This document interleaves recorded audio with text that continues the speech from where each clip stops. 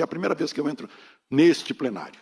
Eu já estive no plenário lá no fim da Asa Norte, quando a Câmara Legislativa me entregou o título de cidadão de Brasília. Eu tenho, esse ano completo 83 anos de idade, tenho 53 de jornalismo, 47 de Brasília.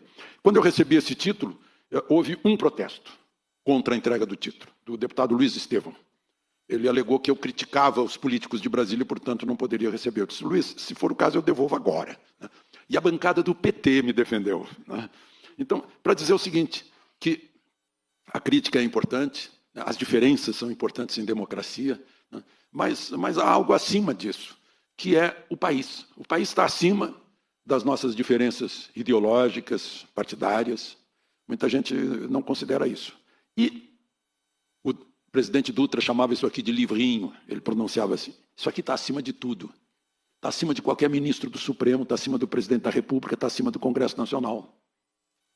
Se quiserem mudar isso aqui, cláusulas pétreas, só uma Assembleia Nacional Constituinte. E na cláusula pétrea, o artigo 5º, inciso 4º, diz que a liberdade de expressão, vedado o anonimato, é plena. Artigo 220, que fala da liberdade de expressão em qualquer plataforma, tem um parágrafo 2º que diz que é vedado qualquer tipo de censura política, artística, intelectual. Então, a Constituição não permite isso que estão querendo fazer. Eu sei que dirão, mas já passaram por cima da Constituição. Prenderam o Daniel Silveira às 11 da noite. Prenderam o Daniel Silveira, que está garantido pelo artigo 53 da Constituição. Abriram um inquérito que não tem promotor público, como diz o artigo 129. Os poderes não são independentes, um poder sobrepuja o outro, a despeito do que diz o 2º artigo da Constituição.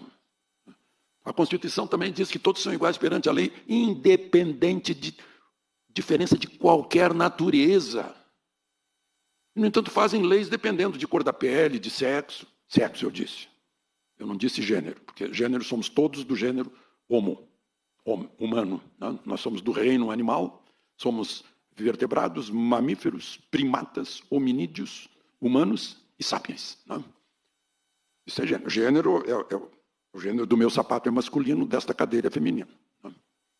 Só, como eu fui professor de português, eu gosto de defender a língua que está aqui no artigo 13 da Constituição. A língua desse país é o português. Fake news não é nem língua constitucional, além de não ser crime previsto no Código Penal.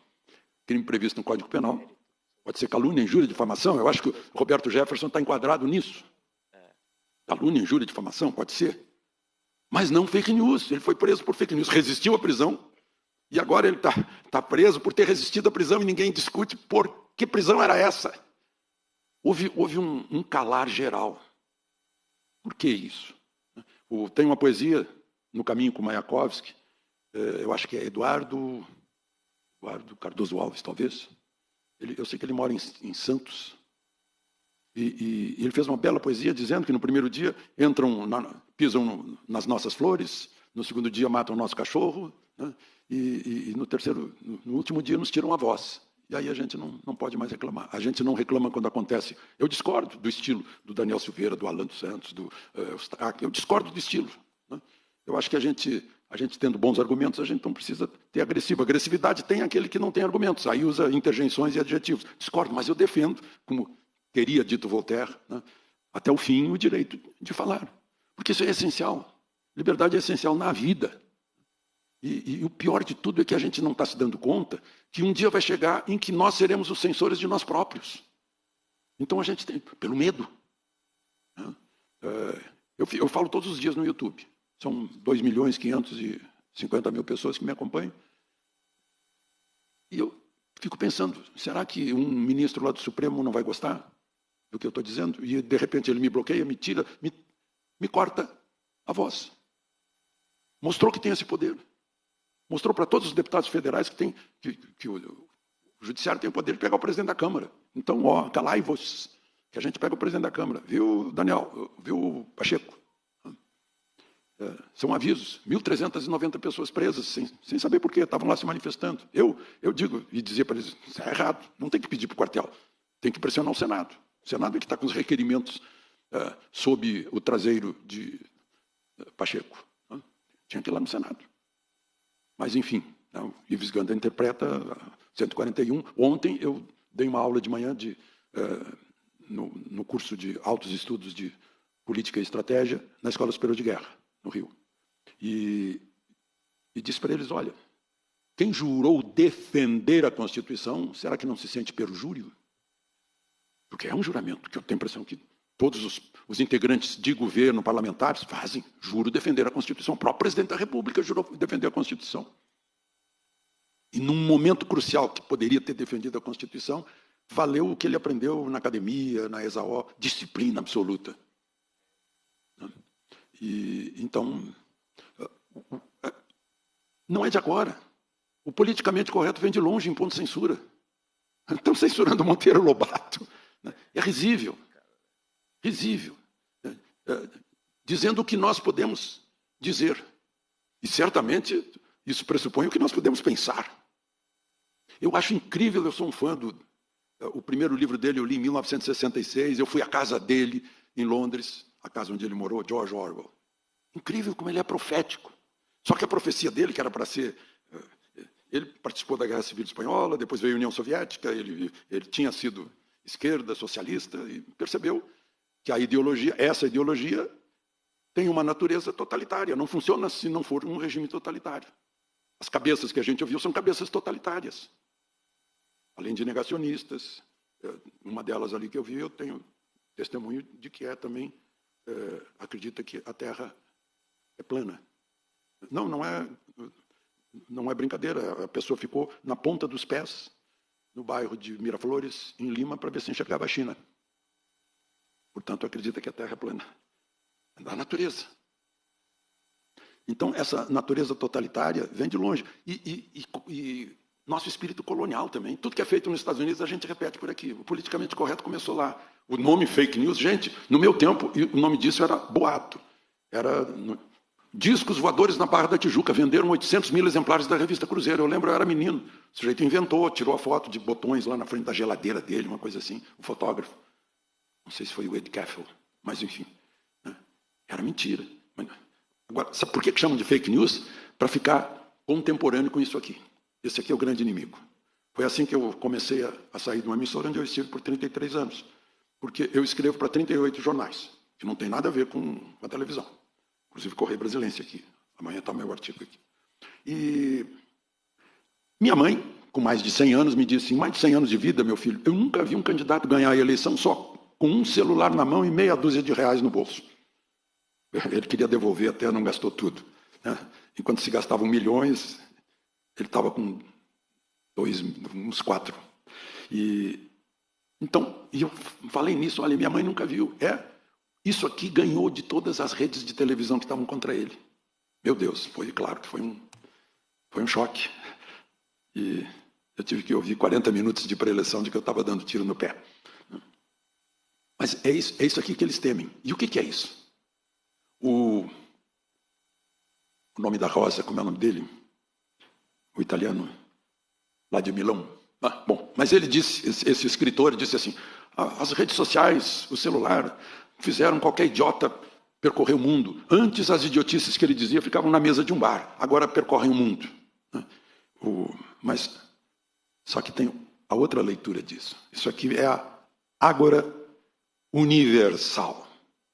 A ágora lá na Grécia era onde os gregos se reuniam para discutir os grandes assuntos da cidade-estado, de Atenas, de Esparta, de Corinto. Né? Mas ficava na praça, agora não fica mais na praça. Agora é o mundo. Né? Urbi et orbi, agora é o mundo inteiro. Isso aqui. E é disso que eles temem. Isso aqui se chama democracia, porque deu voz a cada um. Eu fui professor na PUC lá em Porto Alegre e implicava com o nome da faculdade, Faculdade dos Meios de Comunicação Social. Eu disse, gente, isso aí não é comunicação social, isso é informação social, porque tem uma via só. Eu falava na televisão, não sabia se o sujeito estava em casa olhando para mim, ô idiota, está dizendo besteira. Eu não sabia disso, agora eu sei, porque eu falo aqui no YouTube e eu tenho retorno, todos os dias. As pessoas falam comigo, eu falo com as pessoas. Isso aqui democratizou tudo. Democratizou as ideias, as opiniões. Pode ter besteira aqui, pode ter mentira, mas também nos dá a oportunidade de pesquisar, né? de saber se é verdade ou se é mentira. Quem é que decide O que é mentira, o que é verdade? É a razão. É saber pensar, pensar por si, não importar pensamento de outros. É isso que eu tenho insistido quando falo para a garotada, pensem por vocês.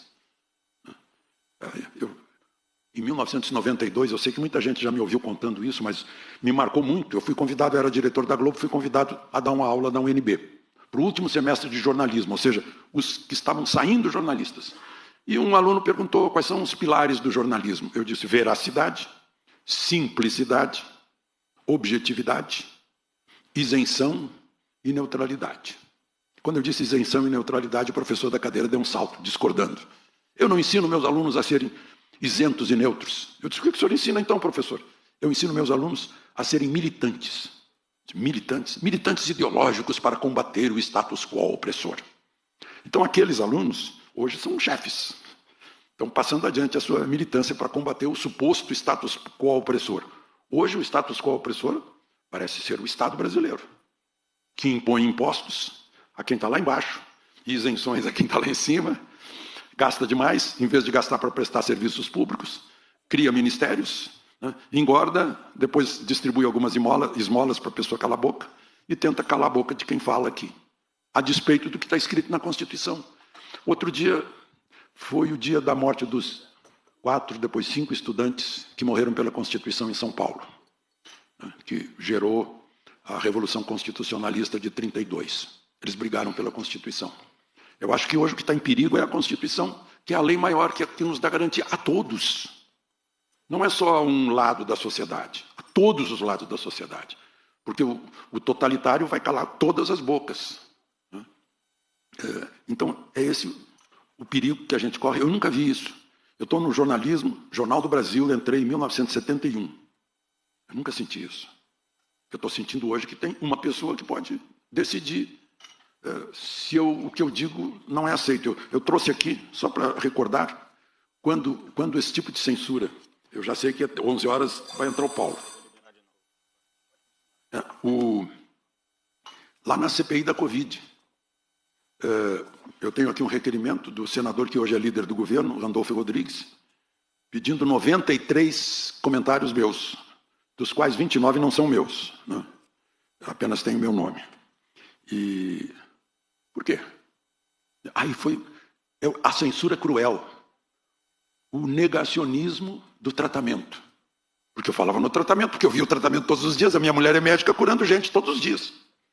E curando em 3 dias, 4 dias, uma servidora nossa estava no 8º dia quando contou que estava sentindo sintomas há 8 dias. Disse, meu Deus, já está no pulmão. Não, 3 dias depois do tratamento, salvou-se. Eu tive Covid e continuei fazendo ginástica todos os dias. Continuei gravando, ninguém notou. Né? Ninguém sequer ficou sabendo. Né?